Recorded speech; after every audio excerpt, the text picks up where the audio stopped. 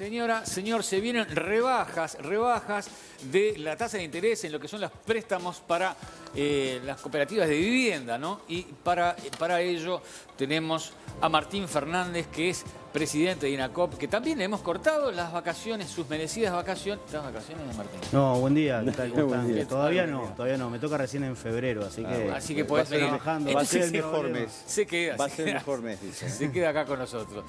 Nos parece sumamente interesante este anuncio de la rebaja. Y primero, que nos cuentes primero si es una rebaja en las tasas de interés, en las cuotas, cómo viene la...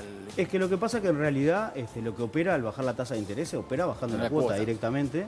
Es una resolución que tomó el Ministerio de Vivienda en la última semana del año. Y que bueno, para nosotros, el Instituto de Cooperativismo, la verdad que resulta primero una medida que hace largo tiempo viene el movimiento cooperativo reclamando. Cuando nosotros subimos en este gobierno, representando al Poder Ejecutivo, empezamos a estudiar ese tema conjuntamente.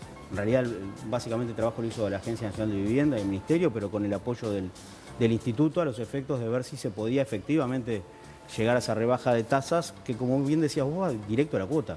Va a la cuota, ¿no? Va directo a la cuota. Una vivienda, una familia. Tiranos los números, ¿cómo están las cuotas? Una familia, por ejemplo, que hoy está pagando en el entorno de los 17.000 pesos de cuota, Bien, va a pagar aproximadamente unos 12.000 pesos. Eso es una rebaja importante, que va derecho al bolsillo de los trabajadores, ¿no? Eso, claramente.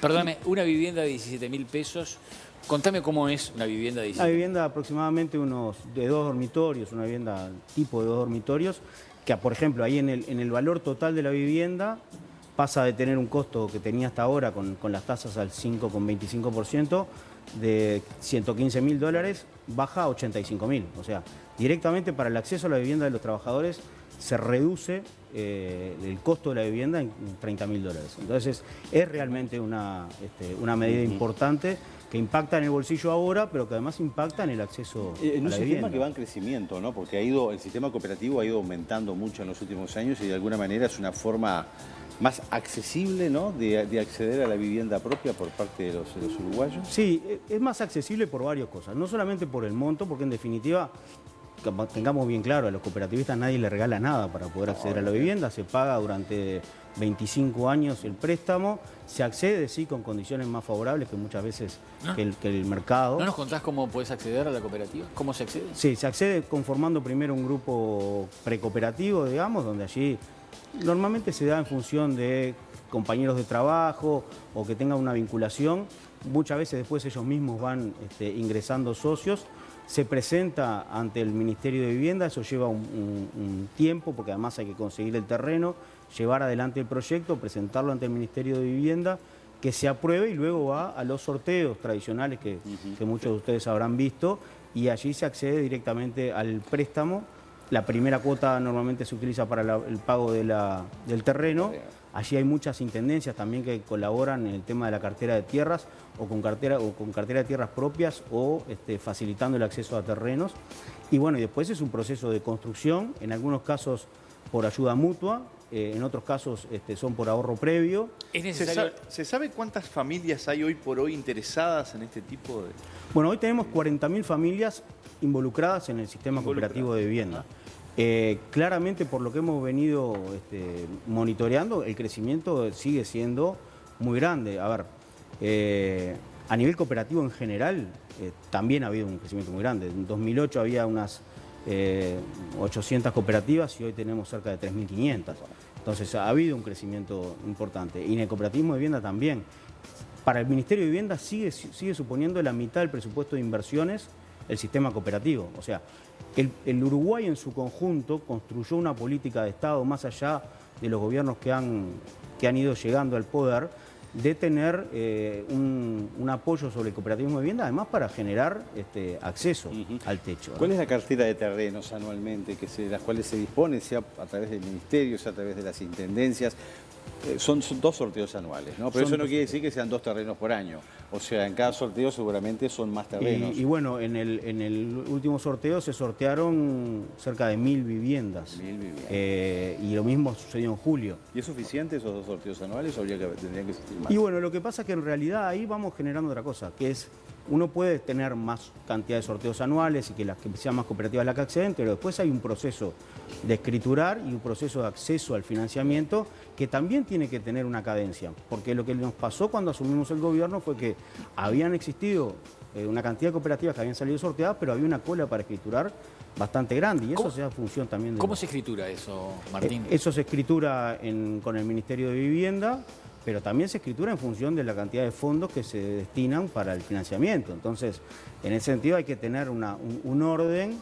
Se empezó a hacer una escrituración importante de las cooperativas que venían hacia atrás y hoy tenemos ya la posibilidad que tuvimos, que no nos dio los primeros 2 años para hacer los 2 sorteos y ya está comprometido que de aquí en adelante van a seguir teniendo 2 sorteos anuales las cooperativas que se presentan y si en 3 sorteos no acceden a la vivienda, se les adjudica directamente. Los retrasos, ¿cómo está el retraso en los pagos?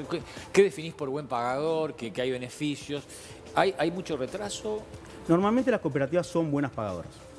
Tradicionalmente son buenas pagadoras. Hay muy escasos momentos donde las cooperativas tienen sus dificultades, pero en definitiva son buenas pagadoras. Habíamos tenido, en virtud del conflicto que había llevado los últimos casi 15 años, de que la tasa de interés había pasado del 2 al 5, casi el 5,25. Querían volver al 2, ¿no? Y claramente era el 2 lo que se había establecido en su momento en la Ley Nacional de Vivienda. Y eso había llevado a que, en definitiva, muchas cooperativas hubieran empezado a hacer depósitos en otras cuentas al 2%, esperando que eso se reglamentara. En ese sentido, nosotros justamente, el Poder Ejecutivo determinó que la rebaja de tasa de interés no sea solamente a partir de ahora, va a ser retroactiva al 1 de marzo del año 2020, a los efectos de que también aquellas cooperativas que venían depositando al 2% puedan acoplarse inmediatamente a este plan de pagos. Bien.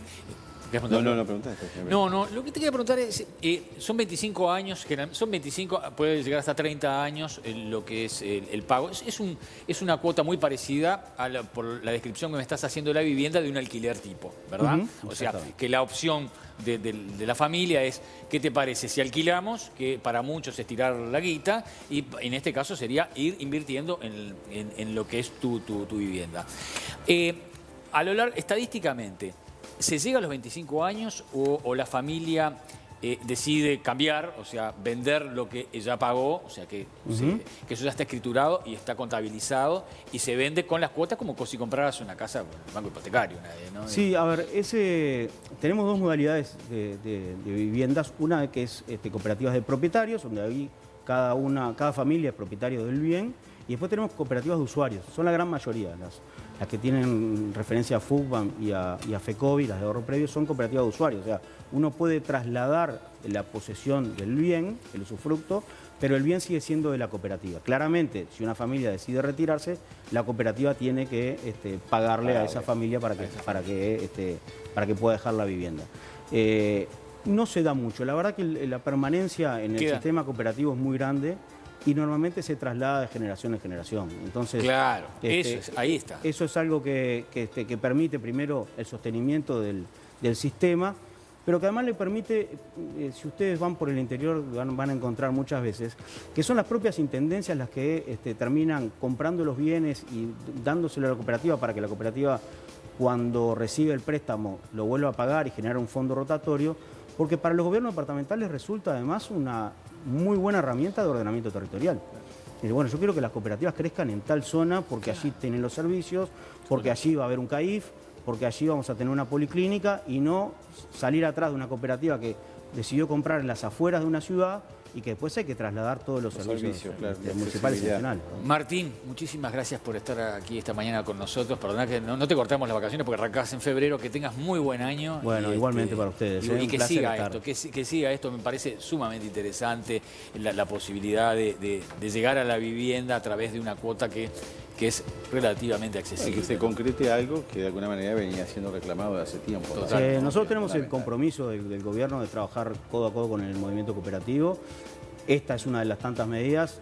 Todavía nos quedan 2 años para poder seguir trabajando junto con ellos. Gracias, Martín. Gracias, Martín. Daniel.